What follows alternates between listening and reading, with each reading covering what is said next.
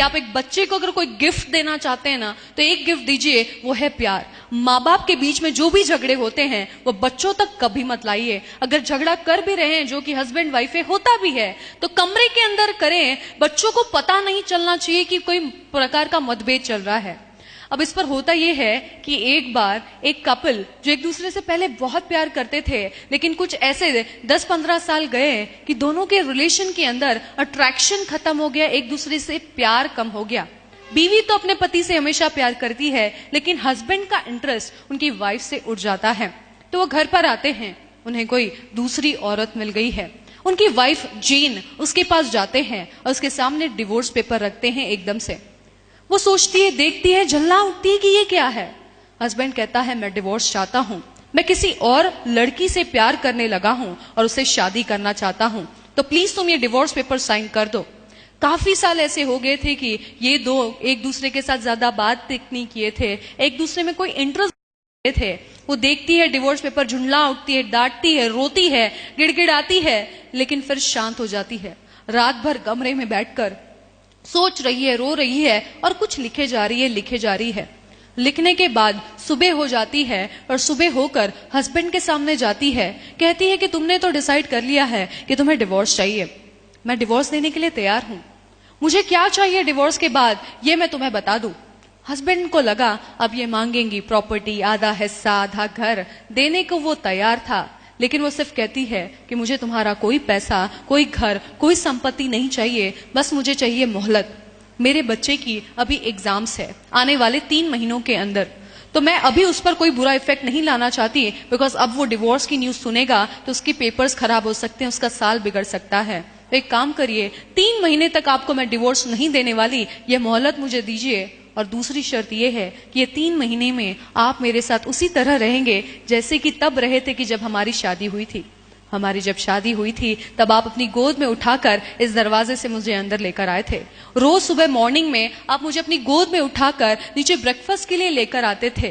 तो आपको 3 महीने तक ये रोज करना है। और ये उन्होंने सुना और हस्बैंड कहने लगे कि भाई ये क्या शर्त है, भाई 3 महीने रुकने की बात है, वहां तक तो ठीक है, लेकिन ये गोद में उठाना वगैरह उसे कुछ समझ में नहीं आया, बड़ी वियर्ड शर्त लगी। लेकिन इनको तो ये था डिवोर्स चाहिए तो शर्त तो माननी पड़ेगी। तो उन्होंने हाँ कह दिया, क्योंकि 3 महीने बाद तो पीछा छूटेगा। तो भाई दूसरे दिन से उन्होंने शुरुआत कर दी कि भाई बीवी लेटी है, उनको गोद में उठा रहे हैं और बहुत ही भारी लग रहा है, अभी आदत नहीं है ना, उठाने की उम्र भी हो गई है, जैसे तैसे लड़खड़ाते हुए आंफते हुए नीचे पहुंचते, और बीवी को जब नीचे ब्रेकफास्ट टेबल के पास रखते हैं तो बच्चा देखता है और हंसकर ताली बजाता है कि मेरे पापा मेरी मम्मी से कितना प्यार करते हैं, मेरे पापा मेरी मम्मी से कितना प्यार करते हैं, खुश होने लगता है। अपनी वाइफ को यहाँ पर वो किस करते हैं, बिकॉज रूल था, बच्चा भी आता है, दोनों पेरेंट्स को किस करता है, स्कूल चला जाता है। हस्बैंड को थोड़ा अजीब लगता है, अनकंफर्टेबल लगता है, क्योंकि काफी दिनों से ये रिलेशन वो कहीं खो चुके थे। दूसरा दिन आता है, वर्जिश करके तैयार है, उठाने के लिए फिर थोड़ी मेहनत लगती है, नीचे जाते हैं, फिर बच्चा देखता है, खुश होता है, स्माइल करता हुआ स्कूल चला जाता है। दिन ब दिन चलते जा रहा है ये किस्सा। अब 15 दिन हो गए हैं। 15वें दिन वो उठाते हैं, वो देख रहे हैं कि बीवी काफी हल्की लग रही है। उन्हें लगता है कि भाई मसल्स बन चुकी है मेरी वर्जिश करते करते, और फिर धीरे से अपनी वाइफ के साथ थोड़े से कंफर्टेबल हो जाते हैं और उनकी आंखों में देखते हैं, उनकी गालों की तरफ देखते हैं और देखते हैं कि ये जब मैं इसे घर पर लाया कितनी खूबसूरत थी, आज इसके चेहरे पर झुर्रियां आ गई हैं। इस औरत ने अपनी जिंदगी के 10-12 साल 15 साल मेरे लिए निकाले, मेरे लिए घर पर काम किया, बच्चों को पाला, अपने शरीर का भी ध्यान नहीं रखा, और आज मैं क्या करने जा रहा हूं। एक दूसरी औरत जो यंग है, उसने मेरे लिए कुछ नहीं किया, मेरे पैसों को देखकर मुझ पर आकर्षित हुई है, इस औरत के लिए मैं अपनी बीवी को छोड़ दूं। उसके मन में थोड़े विचार तो आते हैं, लेकिन वो अपने आप को काबू रखकर वाइफ को नीचे उतारते, किस करते, बच्चा देखता है, खुश होकर चला जाता है। 30वां दिन है, 30th डे, इजीली उठा रहे हैं, कंफर्टेबल हो गए हैं, और बीवी से प्यार की फीलिंग आने लगी, वो अट्रैक्शन फिर से क्रिएट हो गया है, और वो बीवी को देखकर एक ही डिसीजन लेते हैं कि इसने अपनी पूरी जिंदगी मुझ पर निछावर की अब तक, तो अब आने वाली सारी जिंदगी है। तो भी ये खुशी खुशी घर आते हैं क्योंकि उन्हें अपना सच्चा प्यार मिल गया है। घर पर आते हैं, वाइफ के पास जाते हैं, वो देखते हैं कि वाइफ इस वक्त दोपहर के वक्त बेड पर क्यों लेटी है। वो जाते हैं वाइफ के पास फ्लावर्स लेकर उसे खुशखबरी सुनाने के लिए, लेकिन जब वाइफ के पास जाते हैं उसके शरीर का रंग बदल चुका है, उसकी नब्ज चेक करते हैं तो पता चलता है वाइफ मर चुकी है। वाइफ के पास ही एक फाइल पड़ी हुई है।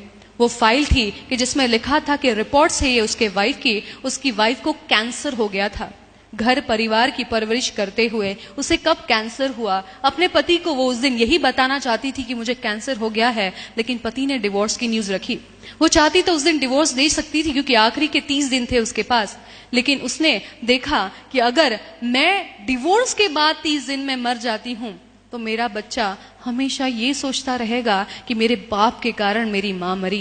लेकिन ये वाइफ कितनी अच्छी थी, ये माँ कितनी अच्छी थी कि वो अपने बच्चे के जहन में एक ही सोच डालकर जाना चाहती थी कि मेरे पिता ने मेरी माँ को कितना प्यार किया। आखिरी वक्त पर भी उन्हें गोद में उठाकर उन्हें किस करते थे और बाहर छोड़ते थे। उसके बच्चे के जहन में एक ही इमेज बनी कि मेरे माँ बाप तो एक दूसरे से बहुत प्यार करते थे। ये है पत्नी, ये है माँ। ये माँ, ये बीवी अपना घर छोड़कर आती है, सब कुछ छोड़कर आती है और आपकी सिर्फ सेवा में लगी होती है। खुद भूखे पेट रहती है लेकिन आपको ज्यादा खिलाती है, बच्चियों की भी गालियां खाती है और पति भी अगर बाहर से फ्रस्ट्रेटेड है तो सारा फ्रस्ट्रेशन ये झेलती है और बदले में क्या चाहती है, कपड़े भी लेने होंगे ना तो पहले आपके लेती है, खाना भी खिलाना होता है तो आपको खिलाती है। इनको कोई छुट्टी नहीं मिलती, 365 दिन ये काम करते रहते हैं, इनको कोई हॉलीडेज नहीं होते। तो हमें इनको रेस्पेक्ट करना चाहिए और इनके लिए सबसे बड़ा गिफ्ट यही होता है कि आप इनसे प्यार करें, इन्हें कहें, एहसास दिलाएं कि आप इनसे प्यार करते हैं। तो अपनी वाइफ को या अपनी माँ को आज आई लव यू कहना मत भूलिएगा। उनके लिए यही काफी है कि आप उनसे प्यार करते हैं, इससे ज्यादा वो आपसे कुछ नहीं मांगती। तो बस उनसे प्यार करें, यही आपसे रिक्वेस्ट है। और बच्चों